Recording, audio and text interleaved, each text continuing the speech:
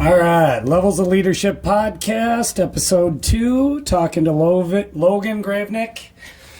Dan Hines with a Snap Fitness Andover. Logan is heading to, what, NDSU or NDU? I'm going to Canada. You're going to Canada. Talk about Canada, dude. I mean, played hockey my whole life, and kind of the opportunity came up where it's either stay here and try and make some teams or have a guaranteed spot in Canada. I was like, why not see a new country? Where in Canada? It is called Fort McMurray, Alberta. So Okay. you get to Edmonton, which is like the main city. Yeah. Edmonton, Calgary area. Then you go 4 hours north. Okay. So you're way up there. Oh, yeah. It's, Okay. Yeah. Are you going to do any studying at all or just kind of focus on... I'm taking classes at AR. So my goal is by the time I'm done with 2 years of juniors, I'll have a whole year of school done. So really I'm only 1 year behind all my friends and everything. I got you. So any idea, like, ultimately what you want to do with schooling while you're playing hockey, or just kind of taking the gens? Just get my generals done Okay. for now. So then kind of when I get to school, I'll have 1 year of generals to do. Yeah. And then start my major. So talk to me a little bit about hockey. Like, I don't know, like, when you started, obviously you've been a member here for at least a couple years now, Yeah. right? Yep. And we'll talk about that a little bit too, and getting to know you and your time here and just your experience at the club and all your buddies being here and everything. But the highlight really was obviously last winter, right? In the state tournament. I mean, it couldn't have ended any better for you as a senior. not. State champion, and then hit the game winner on top of that, right? I mean, Yeah. literally my wife, the whole community was going nuts, dude. I mean, my phone was blowing up. Yeah. So, but let's go way back, right? Like, hockey's an insane sport in Minnesota, in Andover and everything. So, like, when did you start? When did you know you loved it? What other sports did you do, that you kind of enjoyed? But, what was it about hockey? So when I was, I think 2 years old, my dad, we had like an unfinished basement in our house. So my dad built a roller rink in the basement. So I'd have my little Tykes rollerblades, helmet, elbow pads, everything. And I think probably about an hour and a half every day while my dad worked out in the basement, I'd be shooting pucks down there. Nice. And I think that's kind of where it all stemmed. I mean, that and playing knee hockey with my dad, kind of just shooting around while they're watching TV. And then probably when I was 4, I bet, we started like a learn to skate program, my first time getting on the ice. Yeah. And instantly that winter, my dad made an outdoor rink in our backyard. And it was just a small one, probably 2 or 3 times this room, just like a net, a little bit of ice. And so... But enough for a 4-year-old. Right. So while my parents were at work, I'd have, like, my grandma would stay with me. And so every day it's her sitting, and we had like a 4-season porch almost, but it was all inside and everything.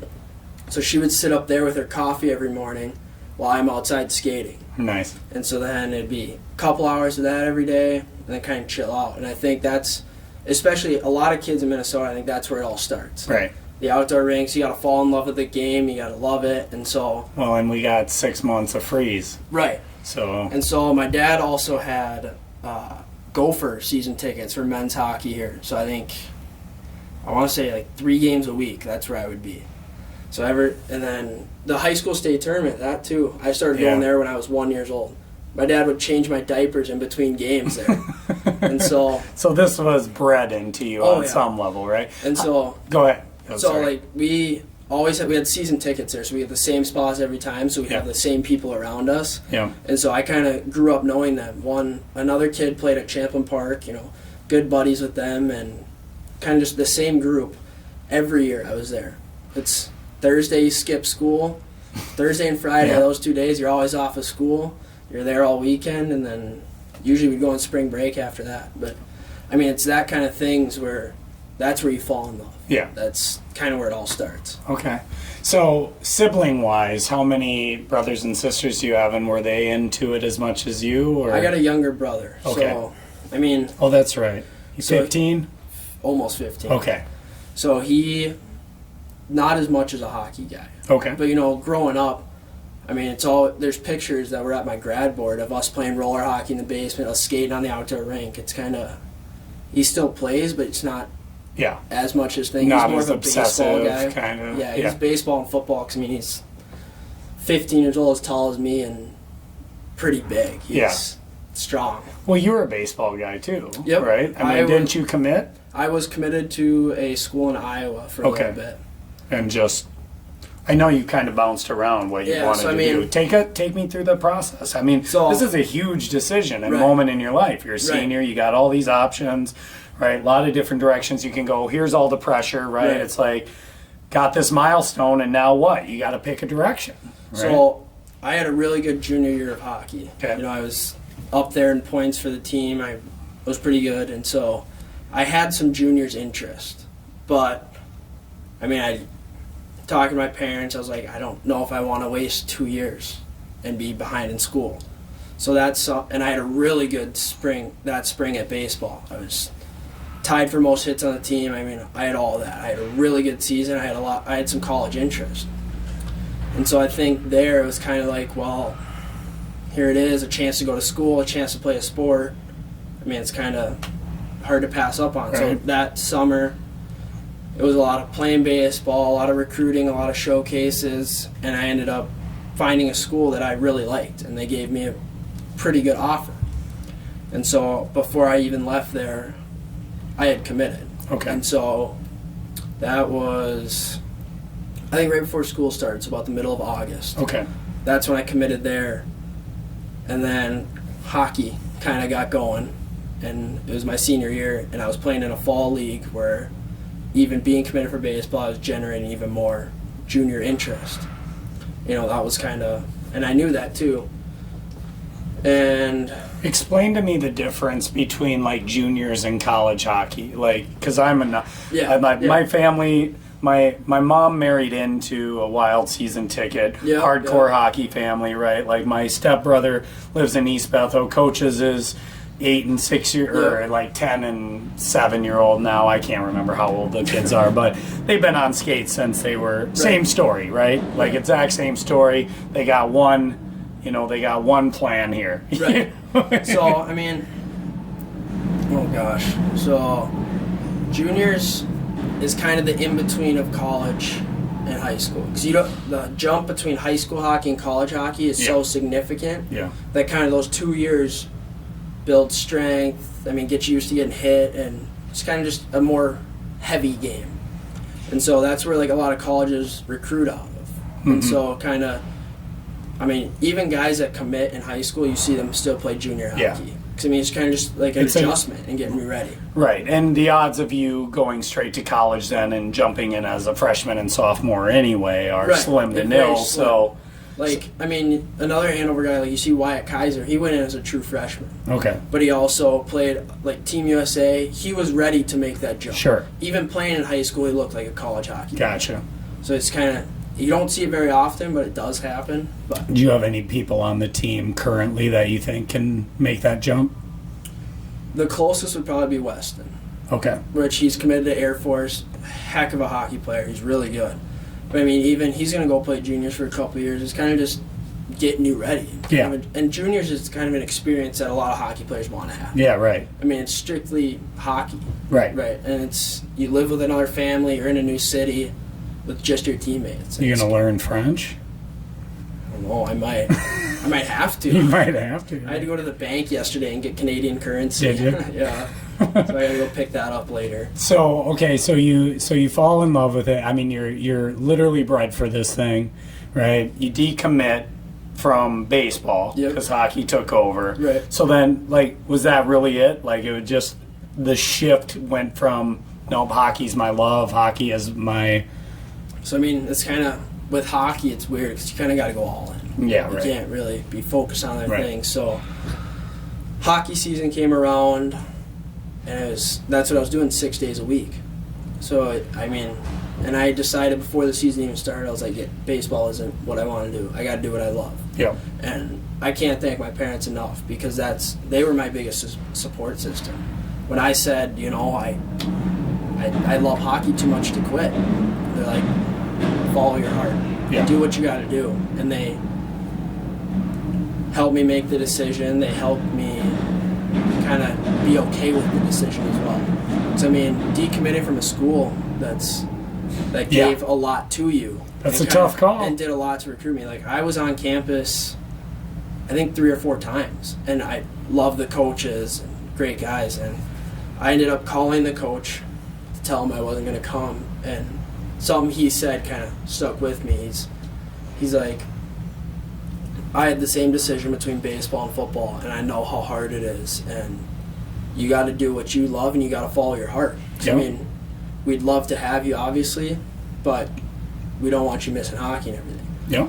And so I respected that, and he said, if juniors doesn't work out, you get hurt or something, you don't want to play hockey anymore, you can always come back to us. That's cool. So it's left the door open. Right. You're not going to find that, really. Yeah. Which, I mean, he's a great guy. He's a great person.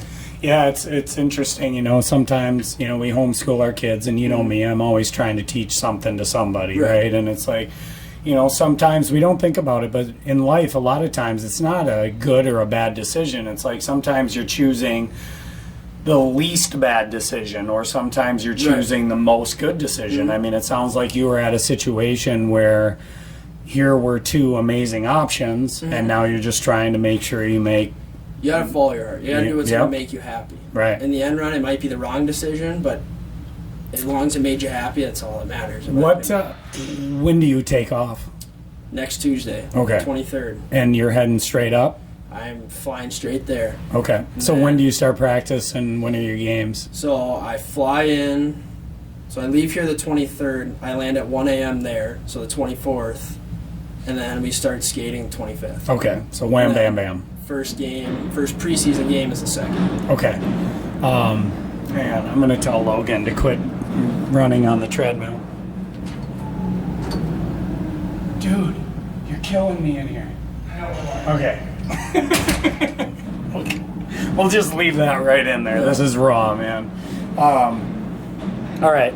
So, okay, let's go then to like the highlight of the hockey. Like relive just kind of the season the Huskies had. You guys kind of were right. If I remember right, you were pretty much top rated most of the year, and then kind of had a little fall off before the playoffs, right? Yep. Girls were killing it as well. Yep. I mean, Andover sports in general like went up a notch this year. Absolutely. Across the board. Yeah. So, but let's just focus on hockey for now. I'll have some other athletes in here from other places, but just talk about that experience. I mean, half your buddies are out in the gym right now that shared that experience with you. Yep. That had to be something of a lifetime. I mean, I think starting our season, I don't think any of us pictured that even as a possibility. Yeah. And so, you know, we come out, we win a few games, we get to Christmas time, we win a couple really big games. We beat like Maple Grove, and we beat them. It was the main stretch was we beat Hill Murray and Cretin Hall back-to-back days, and they were 1 and 2. Okay. And so then the next day we ended up dropping one to, I want to say it was Rosemount. Okay. And that was just kind of coming off a high type situation. We weren't ready to go, all that.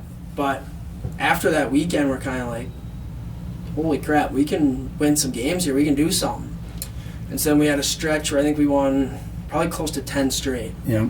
And then right before playoffs, we met, I want to say Maple Grove and Grand Rapids. We lost both of those back-to-back. Yeah. And so going into sections, the Grand Rapids loss was a big one. That was kind of... Because you knew you were going to face them again, too, we knew more we were going to see likely. them again. Yeah. And so going into sections, we had a first one, which was pretty easy. Won that one pretty good. And then we got to Forest Lake. We beat them, I think, 10-1. And all of a sudden, it's like, all right, here we go, Grand Rapids again. Yep. And so, I mean, we were ready to go. The locker room was silent. We were locked in. We were ready to go. And we came out, and you could tell we wanted it. And so... What happened in that game? I just saw final scores. Oh my gosh. We were up, I think, the whole game. And so, going into the third period, we were up 2. Okay. And they had a power play. They scored 1. I think the final was 3-2. Okay. I think. So it's still tight. Right. But even we came out jumping. We got 2 right away, I think, and it was on. Right. And they didn't come out ready to go. Okay. They came out flat. Compared to when we played them at their place, it was a completely different game. We had our legs going, we were ready to go, and they just couldn't match it right away. And so I think getting out to that start and kind of dominating right away, it was big. But then third period came and they outshot us big time. It was all them. But I mean, we stuck through it. Our goalie had an unbelievable season, Austin Bronson. He was a big part to our state and that game, and a lot of saves there. And so we ended up winning that one. That was great. And then it was ready to go for state. And so, gosh, our first game we played Moorhead. They dominated us when we went up there. We played them early in the year. I think we lost 7-1. Everything about that game, we had nothing. Mm-hmm. And so that game was back and forth all the time too. I mean, it went to overtime, it had to be settled that way, but we had so many chances that game. We could have ran away with that one. But their goalie played very well. And their defense, their forwards, they had some studs. They have guys that are all going to play D1 hockey. Yeah. And so we get past that one. The next night we got Hill Murray again, which that one... That was when I was able to actually start watching. Yeah, that one that was probably our easiest game. I was going to say 5-2, yeah, which we had no business being in that game. And so, I mean, the night before we had all the late games, so we were up until 2 a.m. because after winning a double overtime one, you can't just go to bed right away. So you get to the hotel and everybody's messing around and all that. And probably 2 or 3 by the time we get to bed. And right up, our coaches are 9 a.m. breakfast, ready to go. And so got up, we went to the hockey expo, kind of walked around a little bit, saw everything, and then back to the hotel for a little bit to chill. But I mean, it was a very hectic 3 days. And then after Hill Murray, Then it was Maple Grove. Yeah, which is arguably the all-time greatest state championship game in the history of Minnesota hockey. Right. It's in the conversation. Oh, yeah. And so that game, I mean, we were down 2-0 5 minutes into the game. Yep. Wasn't looking great. No. I mean, we looked down on the bench and we were silent. Everybody was dead. It was whatever. We were not in a good spot. Yeah. And so we get a goal with, I want to say like 15 seconds left. In the first. Yep, I was out there and Jake Pearson doesn't have a lot of points, but sniped him. It was unbelievable. Goes all the way down the ice, Selly's all the way down, whatever. That was a big momentum for us. And then going in after that period, we're still in this game. Mm-hmm. It's so far from over. Yep. And just like that, we get a couple, they get one, we get one, back and forth the whole time. Yep. And so then we get to that, after that first overtime, we're sitting in that locker room at 3 games in 3 days, nobody's got any legs left. Yep. And it's kind of, well, let's go. I mean, everybody's munching out fruit snacks, bananas, everything, trying to get something in them. And so then we come out, and it was pretty early in that period, I think, like 5 or 6 minutes in. And Weston makes a great play getting out, which he turns that puck over. We're screwed because all of us booked it. We're all out of the zone. Makes an unbelievable play, gets past that one, gives it to Hudson. Hudson has one of the best shots on our team for a small guy. Somehow, I mean, he's coming down, it's a 2-on-2, rips it off his shin pad, and somehow it's on my tape. And, I mean, I didn't even look at it. As soon as I felt it, boom, I saw it. It hits the bottom. I didn't even get the puck off the ice. Yeah. Hits the bottom, and it's shot up, and that's when I saw it, and I was like, oh, my God. Yeah. And I didn't even sell it or anything. I turned around and booked it right away because our fans are on the far end. Yeah. And, like, you can just hear that place go crazy. It was nuts. And, like, our student section, you see all the guys from the top are filing in down. And what was funny is seeing your ginormous head. Yeah. Yeah, my buddy had it right on the glass. Yeah. There's another picture where I scored in the Hill Murray game, and I jumped into the student section, and the guy is there with a fat head right next to it. It was hilarious. I mean, I'm like, watching you run at your giant head or skate towards your giant head was what I remember from that celebration as you're going towards the season. I was like, oh, that's and I mean, our fan turnout for all those games, even with it being spring break, was crazy. Yeah. Like, we sold out, like, all of our reserve tickets. Because, I mean, we had pretty much that whole corner. Because we had, like, the 3 sections for parents and then 2 sections for students. And it was packed. That's so cool. And, like, our super fans did a great job with the themes. I mean, like, our last game was whiteout. And it was, you could just see all the white. It was awesome. And they were loud. And so, and this was, how soon before that had the girls won? a couple weeks? I think it was 2 weeks, yeah. Okay. Which most of our team was at. Yeah, right. Because we didn't make it to the final because we were in Duluth playing the section semifinal. Yeah. So, but we had it on on our phones and everything playing. And if I remember right, that's only the second time that's ever happened, or was it? Yeah, I think Edina did it once. One time, boys and girls state champion. So you ripped the game winner. All your friends, all the people you've grown up with in Andover. Yeah, everybody was there. And to be able to share that with them is... Yeah, that's pretty amazing, man. So what are you going to miss? Like, is it fair? What are you going to miss most about Andover? I think the culture here. Yeah. And especially the hockey games, because the way it has evolved is unreal. And so, I mean, growing up, our high school team was not very good. Right. Like, we didn't really have that many winning seasons. Like, we were a bottom tier team. And I think it took one group to really open it up, which is my sophomore year, where they made it to state for the first time. And then we've done it 3 years in a row. Yeah. But the way that everybody has come around the community, like even when we were a bottom tier team, like those games are still packed. We had a lot of people. I mean, it's a lot of love for hockey in this town. Right. And so even just like some of our home games this year, like we had 2 days before Christmas, we played Blaine. That place was packed. And to play in front of a crowd like that is where it's, you know everybody. Yeah, right. Especially the hockey community, you know everybody. So you, after the game, and you got little kids going down the walkway, asking for high fives and broken sticks. Like, yeah, we had a pile of broken sticks, like above our lockers. And after every game, you'd have 50 kids sitting right outside the locker room. You just throw them out and everything. And did you kind of feel a little celebrity-ish?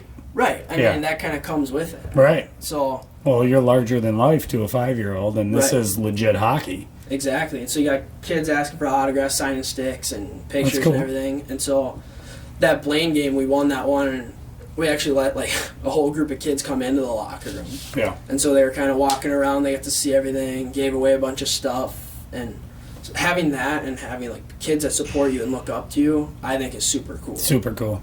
And but that also comes with your role model. You gotta... I just had this conversation with my son's best friend, who will remain nameless, but he is starting to be a very, very renowned in his sport, right? Like really well known in a niche sport, but nonetheless like national recognition, right? And you know, we had the opportunity I had the opportunity to sit with him, and he's young, he's 13, you know, he's built like a 17-year-old, which helps, you know, when you're standing out as a young athlete to have like your brother, right? You know, it's like, where'd you... You're 13, okay. Right. But, you know, it was just kind of an ego check because he's a great kid, you know, but like, you know, not to be cheesy, but with great power comes great responsibility. And you need to be a leader and you need to be a good person first. And now you're in a spot where people are looking up to you. You know, people are going, wow, that's so-and-so, you know, and it's like, right, well... what are you going to do with that, right? You're going to puff the chest up, let the ego go nuts, and be like, yeah, that's right. Or are you going to be that person that goes to that 8-year-old and says, hey, kid, let me show you something really quick, and make his day and be... And that's something if you do that and something like that, like those kids that came in, they'll remember that all the time. They'll remember that forever. And, like, there's kids that would walk around with sticks. Like, I gave out one before a game one time, because I broke it in warm-up, so I was like, all right, well, here you go. Yep. And looking on the stand, you can see them walking around with that the entire game. They love it. It never leaves their hands. Yep. And showing it off to all their friends, and, I mean, that's something, obviously, they'll throw away eventually. Right. Eventually. They'll have it. Or if you end up being famous, they won't throw it away, you know? Right. I mean, because there's plenty of chance coming out of Minnesota hockey, high-level hockey. It's not uncommon to see people in the NHL. It's not uncommon to see people playing really high-level hockey. Absolutely. So, I mean, it makes a lot of sense. 2 other questions. So, first, what are you looking forward to most? And where do you kind of... where in a perfect world would you see yourself in like 4 to 5 years? Man, with me playing juniors, I mean, 4 or 5 years is probably second or third year of college, which I'm kind of starting my major, which kind of undecided now, but sure. My dad is a lawyer, So the thought of me going to law school is a very real possibility. Yep. And kind of working with him out of college, which I think would be really cool. And That's awesome.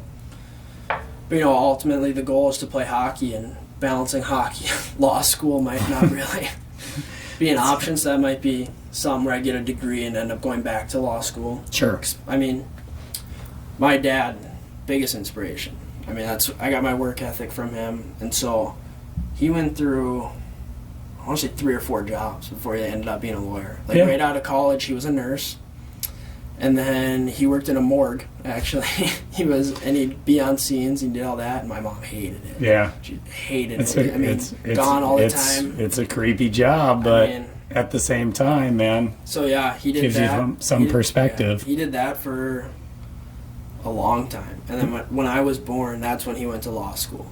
That's cool. He's like, he didn't make the most money, and so he wanted money to support my family. Like, he wanted to support everything because he wanted us to play hockey, he wanted us to play sports. Yeah. He took care of everything, because he was at a law firm, and it was a longer commute. It was like about an hour every day. And he got home late, and so he didn't like that. He missed out on time with our family because he'd be gone at 8 a.m. when we went to school, and he wouldn't be home till 7:30. Sure. And so he hated that. But that's super cool. So now he works for Wells Fargo, and so works from home. So he's home all day with us, especially this summer. And growing up, oh God, I don't think my dad missed a single game. He was there all the time. Didn't miss a thing, always there. Gave us everything. How's he feel about you going to Canada? He loves it. Yeah? Loves it. That's He's good. coming. I'm going to be there for 3 weeks, and he's coming for a week. Okay. But even with me decommitting, he was a big supporter in that. Because he wants me to do what I want, and he's going to support me in whatever I do. Yeah. And that's a huge thing. Oh, yeah. So growing up, he didn't really have that. Yeah, you can't put a price tag on that. He had his first job working when he was 12 years old. He worked every day since. Bought his own first car, paid for his own school, paid for law school up front. Because, he's a saver. My dad doesn't look like a lawyer. He wears the same clothes. Sure. Down to earth guy. Right. And so, he kind of built that work ethic too, because he was a big dude. He was same height he is now, so about 6 foot and probably 350. He was a big dude.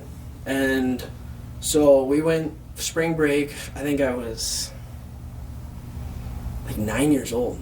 Spring break, we're gone Thursday through Sunday at Wisconsin Dells. We come back, boom, full weight room in the basement.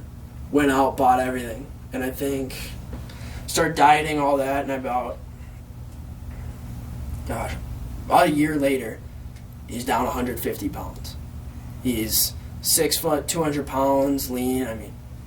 It was crazy to see. Yeah. Fighting weight. Right. And so, growing up, I was always a bigger kid. I was bigger, and COVID hit, and that's when I started working out heavily. And he put my first workout plan together. He made meals for me, all that, because, he knew what I wanted to do. And so he kind of took care of everything, and, that's kind of where I am now. He cooks dinner every night. He cooks other meals. We always have leftovers. We have pre-made meals, and it's kind of it does it for me and my brother both. Because he wants whatever we want. That's what he does. That's awesome. And that's kind of just how he is. So, not to make this about Snap, but since you brought up working out, you've been here for 2 years. That's how we got to know you, right? Yep. I don't know if it was you who came over first, but at some point post-COVID, or at least post-initial freak out, right? We had a mass migration over to our club from all you guys, and have been here, and you've gotten to know our team and gotten to know all the people who have come in and out, Andrew, Edwin, and Logan, and all these guys, right? So, what has your experience been, truthful, across the board, with me, with the club, what makes you guys love it here? What do you hate? I don't care. Just lay it on us. So when we first started to come here, because, James has been here longer than everybody. He was already here. I think there was a couple other guys already here. And so it was kind of, we go to hockey and Snap's right here. So, that's kind of where it first started. It was close. It was convenient. The price isn't terrible. Nope. It's affordable. And so, I pay for my own membership, so that was a big thing. It was affordable. And so I want to say I saw an ad on Instagram actually for Snap Fitness, and it was like some sign up fee or whatever. And so I came in with my mom, and so I think we signed up right there. But then Davis was at the Y, and a few other guys were at the Y, and all of a sudden they came over. Yep. And so during hockey season, and like all those older guys like Shifsky, Cotter, all those guys still work out here. Yep. And so it's kind of, that's where everyone was. Like we go to hockey practice, then at night everybody was here. Yep. And I think that's where like a lot of team bonding was almost. Because I mean, you see each other all day at school, you go right to the rink, you're with each other, and then you're here working out at night. Yep. And so at that point, you're almost spending a whole day together. And so the gym was always kind of a place for me to get away. Kind of be with my friends, get away. Yep. Get away from everything. It was an oasis for you guys. Right. So you come in the door, and it's almost like the whole world shuts out. Like that's where you are, you're here, that's your thing. Yep. And so, I mean, that's just kind of where it all started. And now everybody's here, everybody's still here. You see each other every day, and it's... Yeah. Yeah. And you guys, I mean, it's a big family here. You know, is that 100%. fair to say? I mean, like, even you, all the other workers, it's like, nobody's here to rip on you. It's always supportive. It's always good vibes. I mean, only if you guys are dicking around once in a while, I'll give you some shit. I know, like, we've joked quite a few times. That's why Sarah wanted to be here, because one of the things she respected most about you was your ability to give me crap back. You know what I mean? I mean, I remember there was one time you chirped at me across the gym. Well, I was chirping at everybody, but and so I mean, you were like the one innocent one, supposedly. So I was working out. I mean, like the squat racks are filled, whatever. I mean, and you said something to me about not working out, and I yelled back, "Maybe you should buy another squat rack." Yeah, and it was quick like that. Quick. I mean, it's just like little things like that. I mean, nobody here is going to take things personal. No. Like, you're allowed to joke around. You're allowed to have fun here. I mean, because that's what a gym should be. Yep. Because if it's all serious, I mean, the chance of people coming back are slim. Like, you need to have a place that's safe, a place where people can come and just not be judged. And exactly, man. Amen to that. I mean, that's the entire thing, right? It's been so fun. It's been so fun watching you guys, and we feel so connected. Even though, you know, we don't have kids in high school right now. I guess my son's 9th grade this year, but, you know, just watching you guys and feeling like we're connected has been such a fun ride to see. And, you know, we have our youth program. So, you know, 5 years ago, we have, well, the seniors that'll be seniors this year were the first kids through our youth program, right? And I mean, our dedication was, all right, let's get them in here at age 12, 13, teach them the right way to do things, make this a part of their life. We know that when football starts, the football team's not going to be in our club lifting. Right. They're going to be at the high school. Right. No problem. But hopefully, by the time they're in 9th grade or 10th grade, they're lifting right. Because, you know, like, we try to do things right here, you know, and you guys can lift, right? It's like, but you go to the high school athletics, and every once in a while, you're just like, okay, yeah, this is a, you know, a dick measuring contest, and, you know, where it doesn't really matter who if we're doing things. That's right, and it's about 2 lifts, right? Squats and bench or dead maybe, but, you know, technique isn't always on point. And we wanted to see the athletic programs in Andover succeed with our help, even if that means, like, we're not the ones specifically doing it. It's like we always said, let's Trojan horse the high school through the middle school, right? Get them training early and often, and so it'll be fun to see how this year's seniors hold up to a pretty high bar set by you guys. And they got some amazing athletes. I think they'll have a phenomenal school, you know, or sports season. I mean, they got potential to do the same thing as last year. They do. It's going to be a tall order, but, you know, we'll see what happens. Well, dude, it's been a blast. You know, everybody here is going to miss your, you know, glowing personality and you did a lot of member recruitment for me. So, you know, I thank you for that. best of luck in Canada, dude. Thank you. And kudos, props to, your dad for all the support in the family and all that good stuff. It just shows you how important family structure and the true values that matter beyond sports, really set people up for for success. So don't take that for granted, right? It's like you didn't have to necessarily struggle or sacrifice yet as much as he did, which is really easy to take for granted as you kind of become, the man of whatever your destiny is going to play, however it's going to play out, right? And so the whole idea is without struggle, we can't really truly appreciate what we have. And so the fact that you have some perspective and went out of your way to mention the sacrifices that he in particular made for you says a lot about your perspective and your gratitude for where you are right now. And I can't stress how much more we need that in our cultures today. So, Logan Gravink, awesome season, dude. We wish you the best. And episode 2, dude. Yeah, thanks for having me. You bet. See you, dude.